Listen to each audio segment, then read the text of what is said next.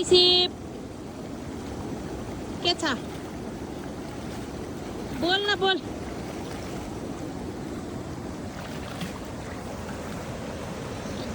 यो चाहिँ हाम्रो कान्छा भाइ हामी चाहिँ काली खोलामा थियौँ हेर्नु गाइस कति राम्रो भ्यू टक्कै यो झरना जस्तो चाहिँ देखेको चाहिँ यो काली खोला चाहिँ हिजोबाट अलिक डेन्जरै ठुलो भयो जस्तो भएको यो माथि चाहिँ जयमुरे देख्न सक्नुहुन्छ दिउँसोमा त कति राम्रो झरना पनि देखिन्छ अनि यो काली खोला हो खतरा हुन्छ अब यो खोला आएर कति राम्रो भ्यू छ नि गर्मी पनि त्यस्तै छ फेरि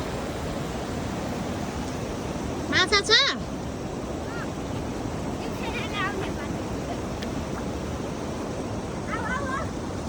दिप्सना आउन सक्नुहुन्छ र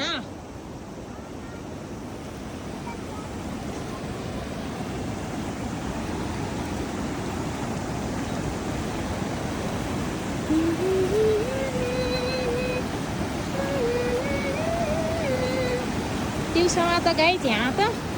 माछा मार्नेहरू अनि नुहाउनेहरू अब आउनुहुन्छ कति धेरै बर्खामा धारा आउनलाई चाहिँ त्यस्तै हो धमिलो पानी आउँछ भनेर कसैकोमा धारै आउन्न धारा त आउँछ पानी आउन्न उता त गाई माछा मार्दैछन् कति धेरै रातिमा चाहिँ धेरै माछा जालमा पर्छ भन्ने कुरा हो रिसिभ यो खोला तर्न सक्छ हो र पौडिन आउँछ कता हुन्छ नि नाच्छ गाई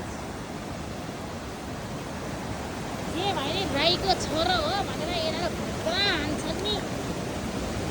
नुहाउन डराउन यहाँ पनि गाई खेल्न सक्नुहुन्छ यिनीहरू यति नुहाउन आउँछन् तर म चाहिँ यो खोलामा नुहाएको छैन त्यसै पनि खोला सानो हुँदा पानी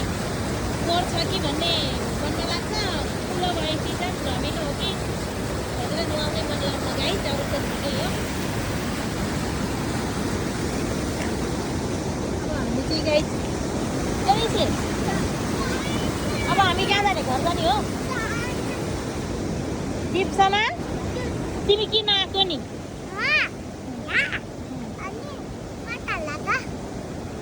खोला हेर्न आएको हो मजा आयो चलो भन न यो ठेक्राहरू बाँसको त्यो सानो नभो के चाहिँ यो चाहिँ काम लाग्छ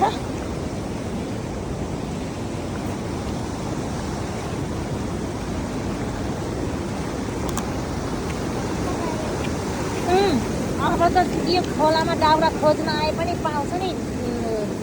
यो पनि आइज त बग्लै दिप्सना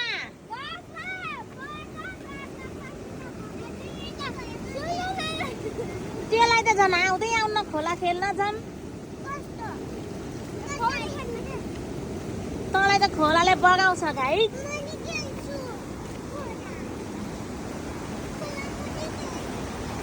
कहिले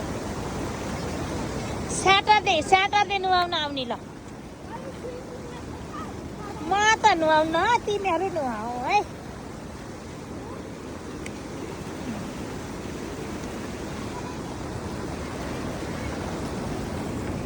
दिप्सनालाई छोडेर जाने हो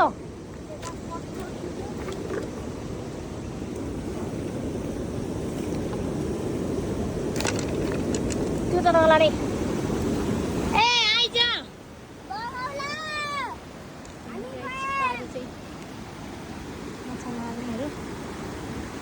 राति पनि माछा मार्छ अब 9-10 बजीसम्म मार्छौँ गाइज माछा ओइ कम यसलाई त तेर्दैन के अरे लच्छी लच्छी नहालिकन गाईजीले तेर्दैन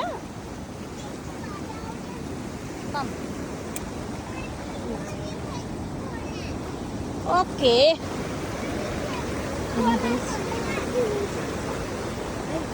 स्विमिङ गर्न सक्छ क्या खोला गर्न तर्नु त सक्दैन है सिधा तर्न सक्दैन पौडिन आउँछ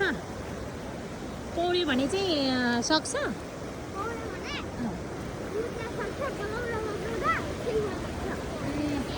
हेर्न फोहोरहरू त उ त्यहाँ अड्काए जस्तो छ के सिधै है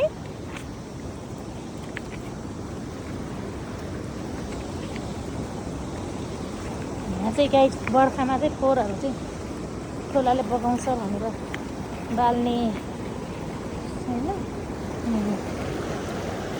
आइज के